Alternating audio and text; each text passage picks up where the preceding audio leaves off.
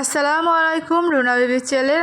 আপনাদেরকে আমি দেখাবো সবজির খিচুড়ি কিভাবে বানায়। আমি এখানে বরবটি কলাই পর্যন্ত দিয়েছি, কিন্তু বরবটি কলাইটা আমার দেখানো হয়নি।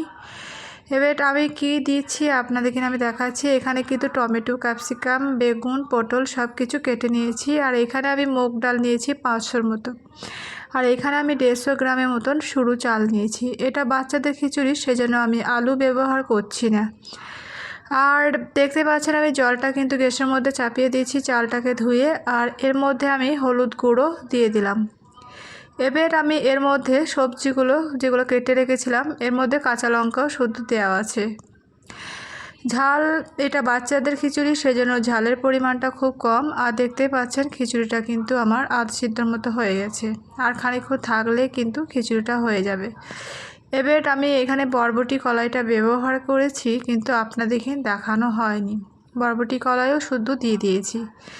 আর খিচুড়িটা কতটা সুন্দর হয়েছে আপনারা দেখুন। অবশ্যই ভালো লাগলে ভিডিওটা লাইক করুন।